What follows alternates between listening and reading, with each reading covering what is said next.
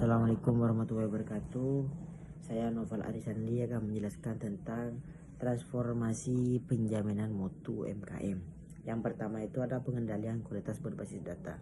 Jadi dalam mengendalikan kualitas produk itu bukan semena-mena hanya mendengar ataupun melihat produk tersebut, akan tapi itu berbasis data yang kita analisis ataupun kita cari.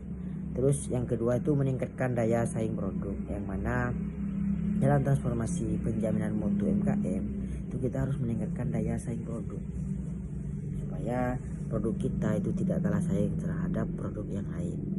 Terus yang ketiga itu mengurangi produk cacat. Jadi dalam segi transformasi penjaminan mutu UMKM kita harus mengurangi produk cacat. Terus masalah UMKM yang sering kita ketahui, masalah UMKM itu yang pertama itu modal terbatas, itu banyak sekali. Bahkan saya pernah mengalami hal seperti itu, bahwasanya modal dalam UMKM dalam produk itu kita mau buka produk usaha itu pasti modal pas-pasan. Terus bahan dan mesin kurang optimal, itu yang sering terjadi di masalah UMKM. Terus yang kedua itu ada SDM kurang terlatih ataupun human error tinggi. Jadi kadang itu kita cuman melihat, mencari tahu, terus kita tonton di TikTok dan segala macam.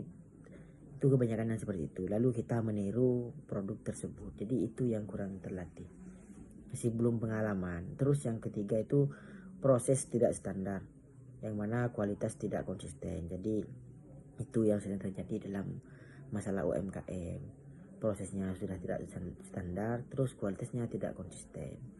Terus yang ketiga itu ada konsep quality control, yang mana menggunakan data bukan perkiraan, itu konsep quality control.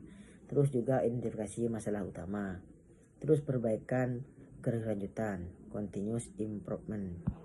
Terus check setnya itu apa? Yang pertama alat mencatat data cacat secara langsung, terus mengetahui jenis dan frekuensi kerusakan. Terus dasar analisis selanjutnya itu diagram Pareto, yang mana diagram Pareto itu prinsip 80/20, masalah utama sedikit, menentukan prioritas perbaikan, terus fokus pada cacat terbesar, itu diagram Paretonya.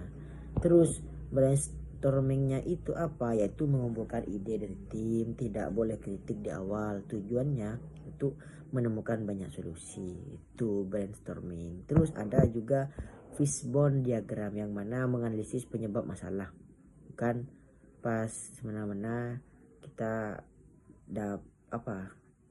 menyalahkan orang lain, akan tapi kita menganalisis penyebab masalahnya terlebih dahulu, dari segi apa, bukan gejalanya tapi penyebab masalah utamanya. Terus juga ada pendekatan 6M, man, mesin, metode, material, measurement, improvement, itu juga. Terus juga ada 5W, yang pertama menggali akar masalah.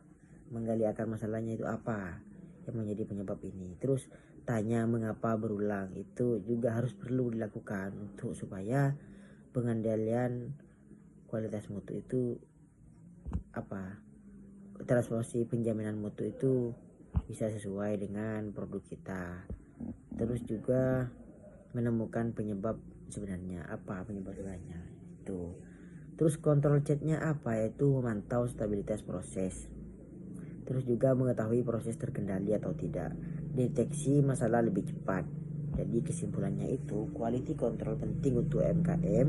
Gunakan alat sederhana tapi efektif, fokus pada perbaikan sistem bukan hanya produk, seperti itu. Kiranya itu. Wassalamualaikum warahmatullahi wabarakatuh.